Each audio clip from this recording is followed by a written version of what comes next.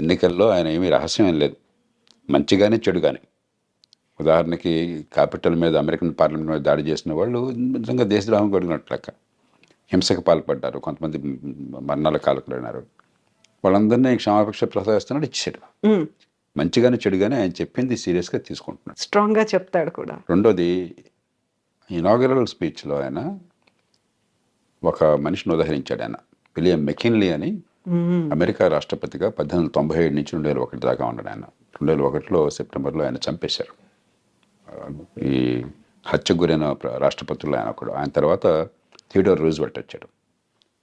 McKinley ఆయన్ని ప్రస్తావించాడు. McKinley రెండుకి ప్రధానంగా పేరున్నవాడు. ఒకటి టారిఫ్లు, ఇతర దేశాల నుంచి దిగుమతుల్ని తగ్గించడం, దాని మీద ఈ టారిఫ్లు పెట్టడం. రెండు, దేశ విస్తరణ కాంక్ష. అమెరికా చివరిసారిగా విస్తరణ చేసింది మెకిన్లీ సమయంలో. స్పానిష్ వార్ అని చెప్పని 1898లో ఆ వార్లో గెలిచిన తర్వాత ఈవేళ ప్యూర్టోరికో ఆ రకంగా స్పెయిన్ నుంచి వచ్చింది. ఈవేళ క్యూబాని విడుదల చేశారు. అమెరికానే దానికి మోక్షం కలిగించి స్వతంత్ర దేశంగా చేసింది. అట్లాగే ఆయన కాలంలోనే ఈ హవాయి రాష్ట్రం అది అమెరికాలో కలిపేసుకున్నారు. ఫిలిప్పీన్స్ స్పానిష్ వార్లో స్పానిష్ కాలనీ, అది అమెరికా చేతుల్లోకి వచ్చిన తర్వాత స్వతంత్ర దేశంగా అయింది.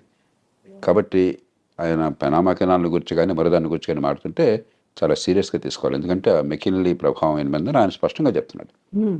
మూడోది, ట్రంప్లో ఏమిటంటే ట్రాన్సాక్షనల్ మ్యాన్, పెద్ద సిద్ధాంతాలు అలాంటివి ఏమి పెద్దగా ఉండవు ఆయనకి. ఆ సందర్భాన్ని బట్టి ఏది లాభం అనుకుంటే తన దేశానికి, తను నమ్మిన లక్ష్యాలకి, దానికి ఆయన సిద్ధం. అప్పటికప్పుడు నిర్ణయాలు. డీల్ మేకింగ్ ఆయన ఇప్పుడు కూడా గర్వంగా చెప్తుంటాడు, నేను డీల్స్ బాగా చేస్తాను, ఒప్పందం చేసుకుంటాను, వాడికి కావాల్సింది ఇస్తాను, నాకు కావాల్సింది తీసుకుంటానని చెప్పని. కాబట్టి ఉడుపుగా ఆయనతో ఫైట్ చేయాలి. అంతే తప్ప సిద్ధాంతం ప్రకారం ట్రంప్తో ఫైట్ చేస్తే సిద్ధాంతం ఆయనకు లేనప్పుడు ఉపయోగం లేదు. అంచేత ఈ 4 ఏళ్ల కాలం ప్రపంచం అంతా కూడా ఆ ప్రభుత్వం అక్కడ ప్రజల మనస్తత్వాన్ని గుర్తించి, ముఖ్యంగా భారతదేశం లాంటి దేశం చాలా లాఘవంగా మన ప్రజలను కాపాడుకుంటూనే మరి అవతల వాళ్ళ ఎక్కడ గట్టిగా ఉన్నారో గమనించి మన అవసరం మేరకు ఇచ్చిపుచ్చుకునే ధోరణి ఉండాలి. సో ఇప్పుడు జన్మతః వచ్చే పౌరసత్వాన్ని రద్దు చేశాము అన్న తర్వాత అక్కడున్న వాళ్ళకి లాభమా, మనకి నష్టం జరుగుతోందా? ఎలా ఉంది సార్ పరిస్థితి అనేది? మొట్టమొదటిది, ఇది రాజ్యాంగ రీత్యా సాధ్యం కాదు. అమెరికన్ రాజ్యాంగంలోనే అమెరికా గడ్డ మీద పుట్టిన వాళ్ళకి పుట్టుకతో పౌరసత్వం వస్తుందని చెప్పి రాసుకున్నారు. పుట్టుకతో పౌరసత్వం వస్తే అతను తీసేయడానికి లేదు ఆ పౌరసత్వాన్ని. రెండోది, పుట్టుకతో పౌరసత్వం ఉన్న వాళ్ళకి కొన్ని పదవులకు అర్హులు. ఉదాహరణకు అమెరికన్ రాష్ట్రపతి, ఉపరాష్ట్రపతి లాంటి వాళ్ళు పుట్టుకతో పౌరసత్వం ఉన్న వాళ్ళు మాత్రమే అర్హులు. మిగతా పౌరులు, ఇతర దేశాల నుంచి పోయిన వాళ్ళు పౌరులుగా ఉంటే అర్హులు కాదు, అలా పెట్టుకున్నారు వాళ్ళు. కాబట్టి అది సాధ్యం కాదు. కానీ ఆయన ఎందుకు చేశాడంటే ఆయన 2 కారణాలుగా, ఒక బలమైన సంకేతాన్ని ఇవ్వాలి, అక్రమ వలసదారులకి వ్యతిరేకము, నేను క్షమించను అని చెప్పడానికి. రెండోది, ఇది ఖచ్చితంగా సుప్రీంకోర్టు దాకా పోతుంది. అమెరికాలో తుమ్మిన దగ్గర సుప్రీంకోర్టు దాకా వెళుతుంది. ఎందుకంటే అది లిటిగేటివ్ సొసైటీ. ప్రతిదానికి ఒక కోర్టుల వివాదాలు, దావాలు, ఆ దేశ సంప్రదాయంలో భాగం అది, ఆ దేశం జన్యువుల్లో భాగం అది. సుప్రీంకోర్టుకి వెళుతుంది. 199 పాళ్ళు సక్రమంగా ఆ దేశంలోకి చట్టబద్ధంగా ప్రవేశించిన వాళ్ళు సంతానం కనుక అయినట్టయితే దాని పౌరసత్వాన్ని సుప్రీంకోర్టు కాదనలేదు. కానీ అక్రమంగా ప్రవేశించిన వాళ్ళైతే, అన్డాక్యుమెంటెడ్ ఇమిగ్రెంట్స్ అంటాం, వాళ్ళకి వాళ్ళ పిల్లలకి పుట్టుకతో పౌరసత్వం ఇవ్వవద్దన్న విషయంలో బహుశా సుప్రీంకోర్టు మరి ఇంకొక స్టాండ్ తీసుకోవచ్చు. కాబట్టి భారతీయ సంతతి వాళ్ళకి నేను అనుకోవటం, మన వాళ్ళు 195 మంది భారతదేశం నుంచి వెళ్ళిన వాళ్ళు అమెరికాకి, నైపుణ్యము, విద్య ఉన్నవాళ్ళు, డాక్యుమెంటెడ్ ఇమిగ్రెంట్స్ అంటే వీసాలు వగేరా పొంది చట్టబద్ధంగా వెళ్ళిన వాళ్ళు. కాబట్టి వాళ్ళకి ఇబ్బంది ఉండకపోవచ్చు. కానీ అన్డాక్యుమెంటెడ్ ఇమిగ్రెంట్స్ పిల్లలకు మాత్రం ఆ పౌరసత్వం ఉంటుందా లేదని సుప్రీంకోర్టు చేతిలో ఆధారపడి ఉంటుంది. ఇక రాజ్యాంగాన్ని మార్చడం అమెరికాలో దాదాపు అసాధ్యం. అలా కాకుండా అమెరికాలో పుట్టుకతో పౌరసత్వం రాకుండా చేయాలి అని చెప్పని కనుక అన్నట్టయితే, అమెరికాలో పార్లమెంట్లో 2 సభలు, senate, American house of representatives, దానిలో 3/2 మెజారిటీ కావాలి. 4/3 రాష్ట్రాలు ఆమోదించాలి. అమెరికాలో ఇది తల్లకిందులుగా తపస్సు చేసినా కూడా సాధ్యం కాదు. కాబట్టి కొంతమేరకు, అంటే అక్రమంగా ఆ దేశంలోకి ప్రవేశించిన వాళ్ళ సంతానానికి పౌరసత్వం లేకుండా సుప్రీంకోర్టు ఏమన్నా కనుక రాజ్యాంగాన్ని ఆ రకంగా వాళ్ళు విశ్లేషించినట్టయితే అది సాధ్యం కావచ్చు. భారతీయ సంతత్వానికి ఇబ్బంది ఉండదు. కానీ భారతీయులు ఖచ్చితంగా అక్రమంగా చొరబడేవాడు కొంతమంది ప్రయత్నం చేస్తున్నారు. అదివరకు నాకు తెలియదు. ఈ మధ్య కొన్ని అంకెలు చెప్తున్నారు 7-8 వేల మంది ఆల్మోస్ట్ ఉన్నారట. 7.5 లక్షల మంది దాకా ఉన్నారని. అది దాన్ని మనం ప్రోత్సహించకూడదు.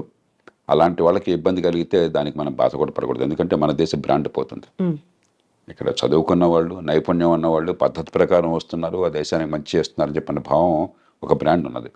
అలా కాకుండా మనం కూడా ఇతర దేశాల్లాగా అక్రమంగా చొరబడుతున్నారు, దక్షిణంలో సరిహద్దు నుంచో లేదా కెనడా నుంచో ఇల్లీగల్గా వెళుతున్నారు, ఇక్కడ సరిపడిపోతున్నారని చెప్పిన భావం ఉంటే మన దేశానికి నష్టం, కొంతమందికి లాభం కలగచ్చు.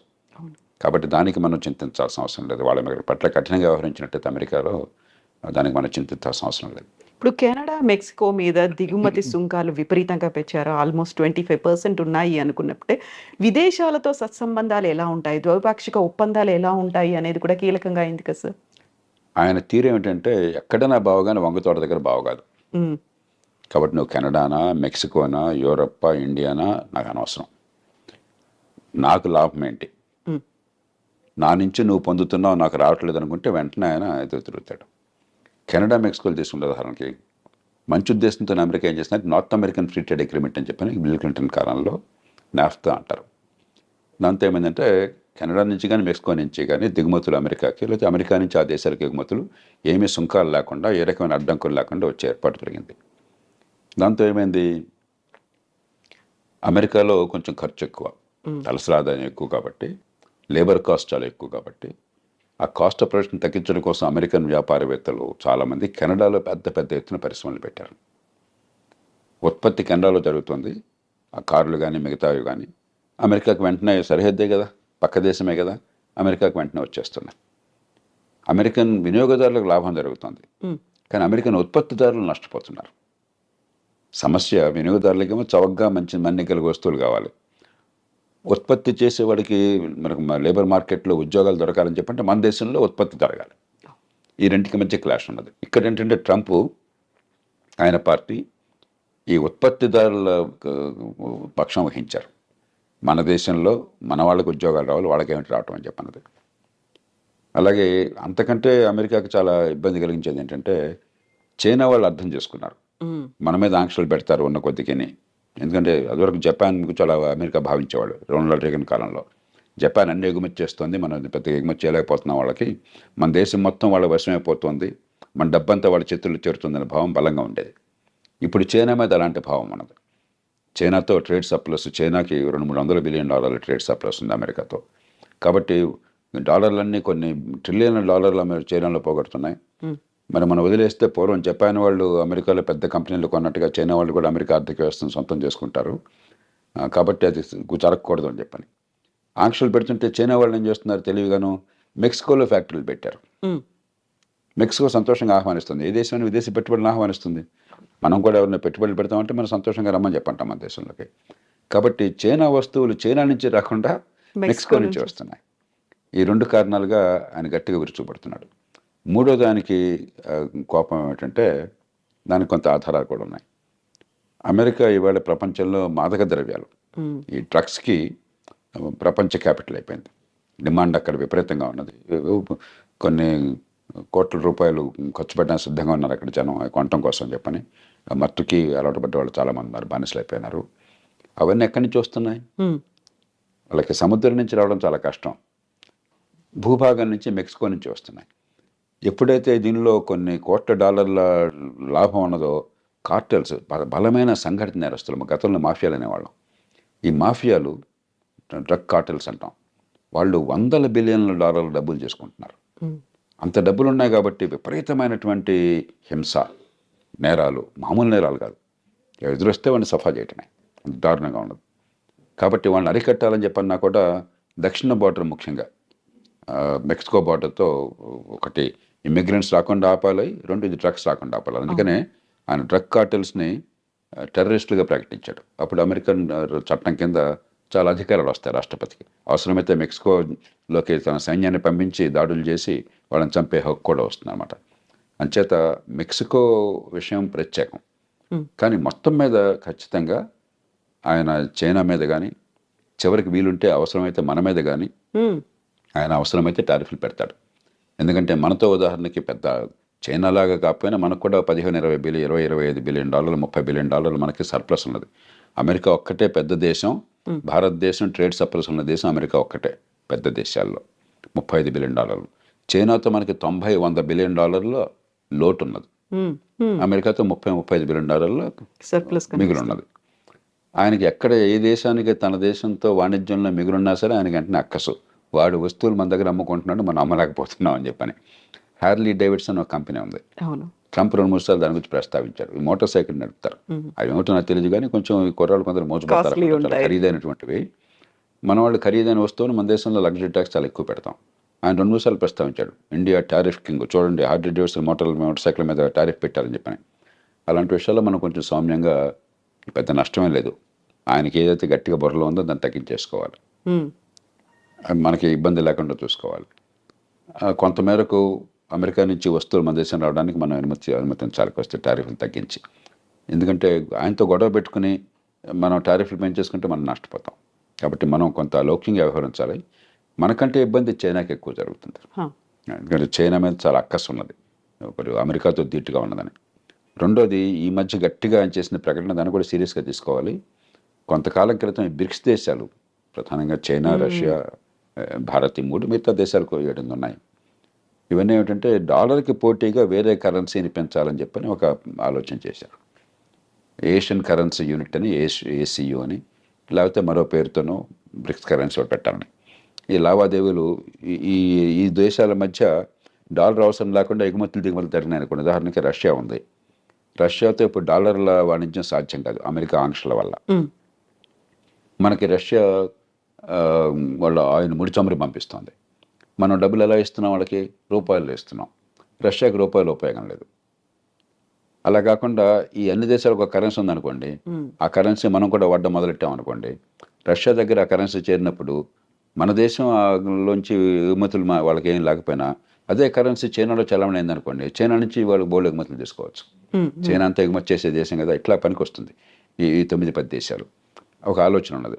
ఆయన నిర్మోహటంగా చెప్పాడు, మీరు కనుక అలాంటి ఆలోచన పెట్టినట్టయితే మీ మీద 100% టారిఫ్లు పెడతానన్నాడు. కాబట్టి అది ఆలోచన మనం పూర్తిగా దానికి దూరం అయిపోవాలి. ఎందుకంటే మనం అమెరికాతో కయ్యానికి దిగి నష్టపోయే శక్తి మనకు లేదు. చైనా లాంటి దేశాలకి ఇలాంటిది పెరగాలని కోరుకుంటుంది. కాబట్టి ఇలాగా మనం ఒడుపుగా వ్యవహరించాలి ఖచ్చితంగా. కానీ మొత్తం మీద చూస్తే ప్రపంచంలో ఇతర దేశాలతో పోలిస్తే పెద్దగా ఇబ్బందులు లేకుండా ఉండే దేశం భారతదేశం. ట్రంప్ వల్ల అమెరికాతో మనకున్న సత్సంబంధాలు, వాళ్ళకి మనకి ప్రపంచంలో సమానమైన ప్రాపంచిక దృక్పథం ఉన్నది. ఇప్పుడు చైనాను గురించి కానీ, ఇతర దేశాలను గురించి కానీ, మరి కొన్ని విలువల విషయంలో కానీ అమెరికాకి మనకి విభేదాలు ఏం లేవు, పూర్వకాలంలాగా కాదు. ఈ చిన్న చిన్న విషయాలు, వాణిజ్యపరమైన విషయాలు అంటే మనం సర్దుకుపోవచ్చు. కాబట్టి రెండోది, మనం అంటే చాలా సద్భావం ఉంది అతనికి, వివిధ కారణాల వల్ల అందులో మోదీ అంటే కూడా. అలాగే మోదీ అంటాం కూడా. అలాగే అమెరికా బయట, అమెరికాలో కూడా లేనంత ప్రజాదరణ భారతదేశంలో ఉంది ట్రంప్ అంటే. ఈ మధ్య సర్వేలో 85% భారతీయులు ట్రంప్కి అనుకూలంగా ఉన్నారని చెప్తున్నారు. ప్రపంచంలో అక్కడ ఊహించడానికి కూడా సాధ్యం కాదు. చాలా దేశాల్లో ట్రంప్ వ్యతిరేకులు. అమెరికాలోనే దాదాపు 50% మంది దానికి అనుకూలం, 49-50% మంది అనుకూలం. మన దేశం 85% అని చెప్పి అంటున్నారు. అలాగే భారతీయ సంతతి వాళ్ళు అమెరికాలో చాలామంది కీలకమైన పాత్ర పోషిస్తున్నారు, రాజకీయాల్లో కానీ, టెక్నాలజీలో కానీ. వాళ్ళంటే ట్రంప్కి చాలా ఇష్టం. వివిధ కారణాల వల్ల భారతదేశానికి ఇబ్బంది ఉంటుంది. ఎందుకంటే వంగతో ఎక్కడైనా బావగానే వంగ తోట దగ్గర బావ కాదు ఆయన విషయంలో. కానీ ఆ సందర్భాన్ని బట్టి మనం కొంచెం మలుచుకుంటూ ఉండాలి. ఇప్పుడు H1B వీసాలకి సంబంధించి కూడా వాదనలు కొనసాగుతున్నాయి. ఇరువైపు వాదనలు మేము విన్నాము అన్నప్పుడు, ఒకవేళ దానికి సంబంధించి ఒక కఠినమైన నిర్ణయం తీసుకుంటే భారతదేశంలో ఐటీ కంపెనీలు కావచ్చు, అక్కడ పనిచేస్తున్నటువంటి ఐటీ ఉద్యోగుల పరిస్థితి ఎలా ఉంటుంది సార్? ఇందులో 2 ఉన్న విషయాలు. ఒకటి, ఉన్న H1B వీసాల్లో భారత్ వాటా 7% పెట్టారు. అంటే ఏ దేశానికి 7% కంటే ఎక్కువగా వీసాలు ఉండకూడదని పెట్టారు. భారత్ జనాభా ప్రపంచంలో 18%. అమెరికా వెళ్ళాలని, చట్టబద్ధంగా వెళ్ళాలని ఉబలాట పడే వాళ్ళు బహుశా ప్రపంచంలో 35% మనం అయి ఉంటాం. మరి మనకి 7% పెట్టి ఒక చిన్న గోచిపాతంత చిన్న దేశానికి 7% పెట్టడం అనేది అది హేతుబద్ధమైనది కాదు. కాబట్టి దాన్ని మారుస్తారా లేదా? నేను అనుకోవటం అది మారుస్తారు. ఎందుకంటే అమెరికాకి అవసరం కాబట్టి, మనకు అవసరం కాబట్టి. రెండోది, H1B వీసాలు అమెరికాలో పని ఉన్నట్టయితే, నైపుణ్యం ఉన్నట్టయితే విరివిగా ఇస్తారా లేదా? రెండుని వేరువేరుగా చూడాలి. మన వాటా పెరుగుతుందా లేదా, మొత్తం మీద అసలు కేక్ పెరుగుతుందా లేదా అని చెప్పన్నది. కేక్ పెరగడం విషయంలో ఇప్పుడు చాలా పెద్ద అంతర్యుద్ధం జరుగుతుంది రిపబ్లికన్ పార్టీలో. ట్రంప్కి సాంప్రదాయంగా మద్దతు ఇస్తున్న మెగా రిపబ్లికన్స్, మన దేశం తప్ప మిగతా వాళ్ళు ఎవరు వద్దు, తెల్లోళ్ళు తప్ప ఇంకెవరు వద్దు, ఇలా ఆలోచించేవాళ్ళు. సో అమెరికా ఫస్ట్ అనే నినాదం కూడా అలా వచ్చింది. అమెరికా ఫస్ట్, దేశంగా ఫస్ట్ అంటాం వేరు, కానీ యూరోపియన్ సంతతి వాళ్ళు, తెల్లతోలు వాళ్ళు, క్రైస్తవులు, దానిలో 2 కోణాలు ఉన్నాయి మళ్ళీ. ఆ కోణం వాళ్ళు ప్రధానంగా ఒక హార్డ్ కోర్ మెగా రిపబ్లికన్స్. వాళ్ళు అసలు H1B వేసాలంటే మన ఉద్యోగాలు కొట్టేటువంటి రావడానికి వీల్లేదని వాళ్ళు గట్టిగా అక్కడ కూర్చున్నారు. కానీ అమెరికా ఆర్థిక వ్యవస్థ పెరగాలి, అమెరికా ప్రపంచంలో మేధా సంపత్తి ఎక్కడున్న వాళ్ళు మనం ఉపయోగించుకోవాలి, వాళ్ళు మన మనుషులు కావాలి. అమెరికా గొప్పతనం ఏంటంటే గత 150 ఏళ్ళుగా, 100 ఏళ్ళుగా ముఖ్యంగా ఎక్కడ ప్రపంచంలో మేధాశక్తి ఉన్నా కూడా వాళ్ళని లాక్కున్నారు, ఆకర్షించగలిగారు. అందుకే ప్రపంచంలో గొప్ప శాస్త్రజ్ఞులు అంటే అమెరికా వెళ్ళిపోతాడు 190 మంది. ప్రపంచంలో గొప్ప ఎంటర్ప్రెన్యూర్ అంటే అమెరికా వెళ్ళిపోతాడు. గొప్ప వ్యాపారవేత్త అంటే అమెరికా వెళ్ళిపోతాడు. గొప్ప పండితుడు అంటే అమెరికా వెళ్ళిపోతాడు. ఆకర్షించగలిగారు. అలాంటి వాళ్ళని పోగొట్టుకుంటే నష్టపోతామని చెప్పన్న భావన ట్రంప్ కూడా ఉంది. ఆయన కూడా బహిరంగంగా ప్రకటనలు చేశారు 2-3 సార్లు. ఈ దేశంలో ఉన్నత విద్య, మంచి విద్యా సంస్థల్లో చదువుకుని మంచి నైపుణ్యం అంటే వాళ్ళని ఈ దేశం నుంచి మళ్ళీ పోనివ్వకూడదు, మనం ఇక్కడే నిలుపుకోవాలని అంటున్నాడు. అది ఆయన బుద్ధి చెప్తోంది. కానీ హృదయం ఏం చెప్తోంది? ఈ మెగా రిపబ్లికన్స్ వల్ల ఈ తెల్లతోలు వాళ్ళు తప్ప, యూరోపియన్ సంతతి వాళ్ళు తప్ప, క్రైస్తవులు తప్ప, మన జాతి వాళ్ళు తప్ప మిగతా వాళ్ళు రావటం ఏంటని ఇంకోటి ఉంది.